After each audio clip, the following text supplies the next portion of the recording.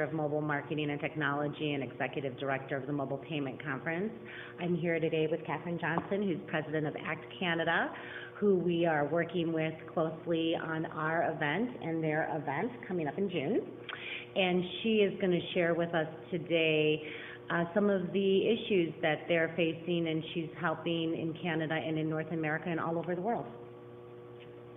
Hello, everyone. I think one of the biggest issues facing Canada right now, and it will face every other country, is customer authentication.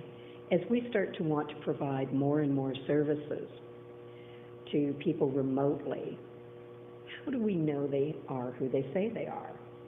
And the flip side of that is, how much more exciting things could we do once we've managed that risk?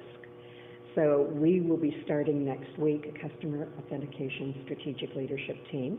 Great. And I think one of the things that team will definitely look at is, what are those opportunities? That's great. Also, you also talked a little bit about E&V. I'd like to just touch on that real quick. And the issues that we're facing in North America, and I know we'll be touching on some of that because ACT Canada will be doing our EMV training at our event in January, the Mobile Payment Show, and I'm sure something at Cardware you'll follow up on that. Absolutely. But what do you think the issues are here? Well, I think the one thing that's hurting you right now is that you do have some very significant local issues, such as Durban and routing. And there are, scale is another one here. The fact that you have a large number of very small issuers, that's going to make it difficult for them to write a business case because their fraud numbers are probably small. Every region that has ever implemented EMV has their own issues. But 95% of what has to be done is done to ensure that this is interoperable around the world. So in order to reach the liability shift dates, it's really important that people get on with that 95% and keep an eye on the others as they start to work towards solutions. It's in the best interest of all of the parties that have already implemented EMV for the U.S. to get there as quickly as possible, because it's one of the reasons why MagStripe is staying on the back of the cards. As long as that's on the card, it still offers a fraudulent opportunity for organized crime. So we track domestic versus international fraud, or cross-border fraud. As our domestic fraud has plummeted because of CHIP, our cross-border fraud has gone up significantly. And it's because people are still taking our MagStripe information, producing cards, and using them in the U.S. And that's primarily the fraud that's happening here, but carries over to your country. Is that Yes. what happens? Interesting. And since you are the expert on EMV, how many members do you have in your membership that is EMV specific cards? How many members do you have in general? Well, we have over 130 now, and I would say that out of that, between the merchants, the issuers, the acquirers, the card brands, and all of the suppliers, in excess of 90% of our members have touched EMV one way or another. Some have really extensive experience because they started in the UK and then helped us with our implementation in Canada. That's great. Now, is it easier like in Canada because you have a limited number of banks compared to here in the U.S.? Is that one of the issues that you think some of the equipment manufacturers are facing because they have to have it certified with every single bank versus in Canada is there 4? Is that? Well, there's 5 large retail banks. There's 66 banking licenses in the country. So yes, scale definitely is an issue. But the devices that are certified have been certified elsewhere in the world. So I don't see this as being a device problem. I don't see it as being a card problem. It really is more an issue of deciding within EMV what choices you're going to make, because EMV is not a checklist. Right. You don't go through and say, I've done it all and now I can go and be tested and certified.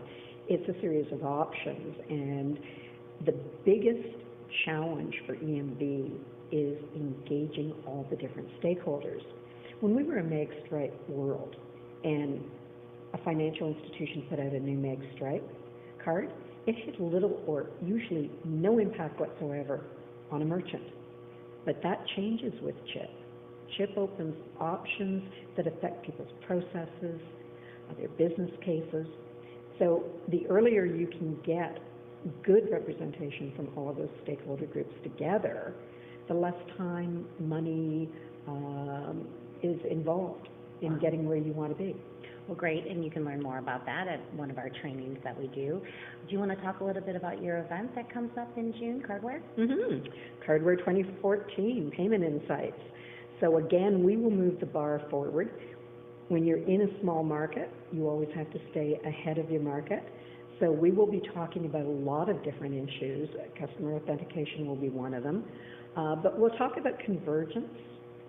We have so many different things that are happening and so many more that are out there that are still just possibilities. And I think one of the things that we will focus on is, at what point do you stop saying, this is a nifty new technology and I'm going to introduce it?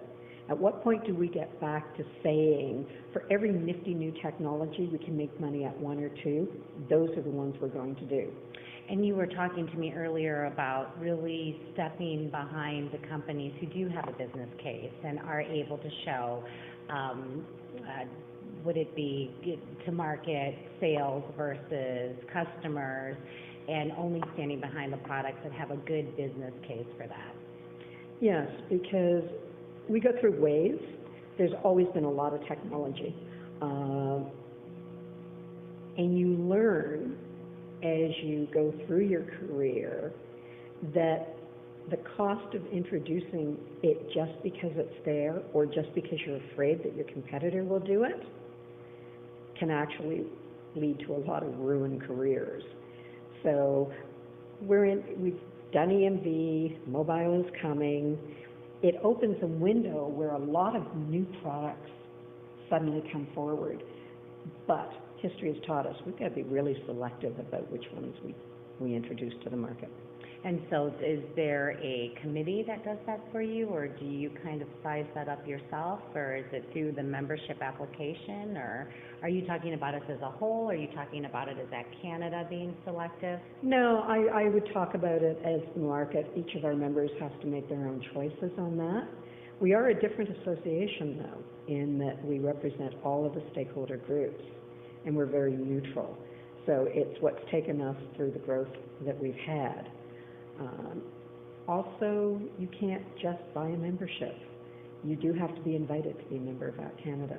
Which is very special. Well, that's great. Thank you so much for spending some time with us this morning, and thanks for watching. You're welcome.